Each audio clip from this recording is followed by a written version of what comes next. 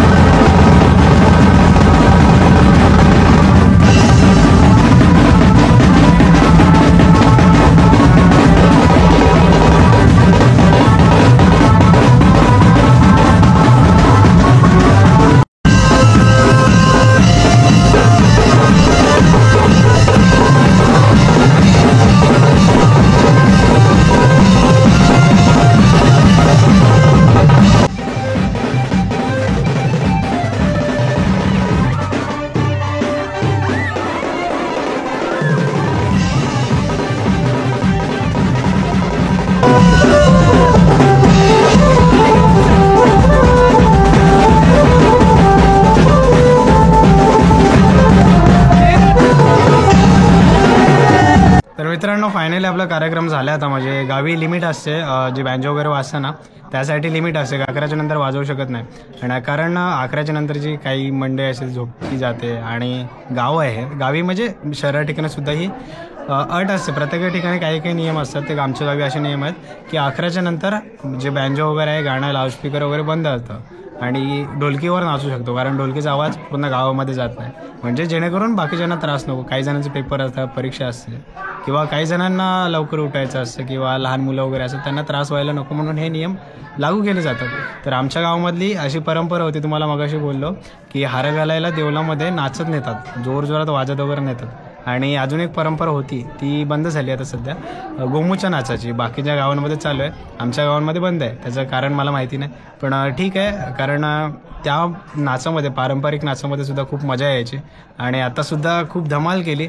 So व्हिडिओच्या सोबत आहे, कारण उद्यासुद्धा आपल्याला धमाल करायची आहे, कारण उद्या होणार आहे ताईचं लग्न. आणि हे हा माझा भाव, हे दोन भाचे आहेत, पार्थ आणि योग. अरे हाय करा असं, शौर्य ना शौर्य.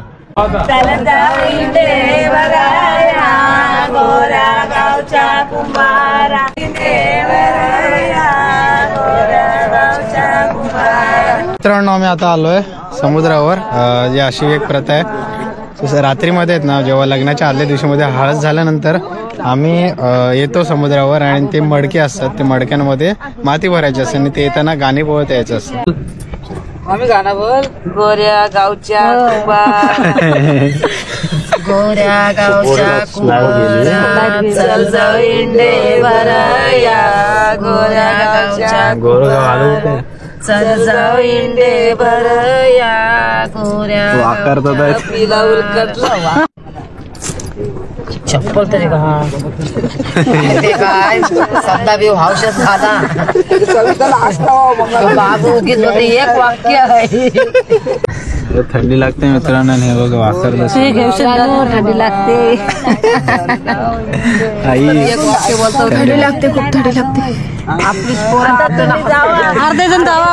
असं काय घेतात? खरं ना जायला पाहिजे. नाही म्हणजे ते हे मडके भरतात का? पण भरतात तिथे पुरे तलन चरवतात, मी तलन तिथे ठेवतात. असं आहे काय? आपण आता चाललोय तिकडे समुद्रात पाणी घेऊन येतो. समुद्रात ना काय विहिरीचं पाणी ना, हा विहिरीचं पाणी घेऊन येतं. आणि अशी काहीतरी परंपरा आहे आमच्याकडे. मी 2-3 वेळा पाहिली आणि हा जवळजवळ 3रा का 4था टाइम आहे माझा.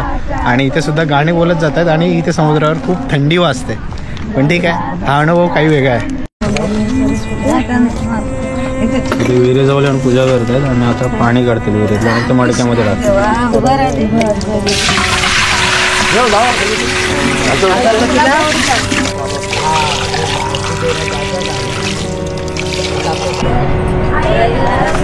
इकडचे इकडचे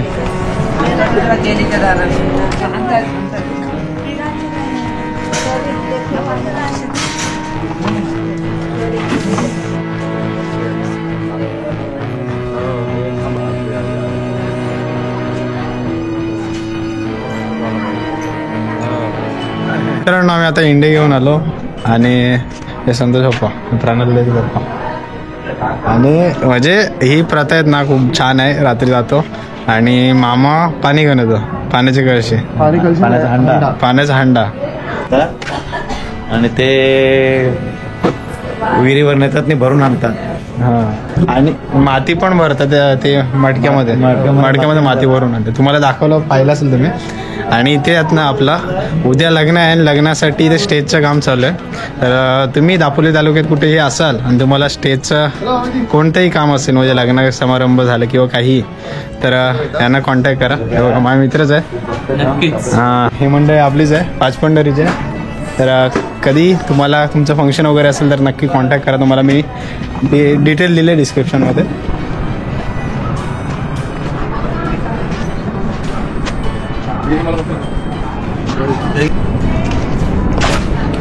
शेवटचं आमचं पार्टी. आजच्या दिवसभरात सगळं काम आटपल्यानंतर कामगारांनी जरा त्यांचं एक मजा म्हणून, मस्ती म्हणून केलेलं आहे. भावंडाने बोलत चांगला झाला काम करू जाऊ आपण.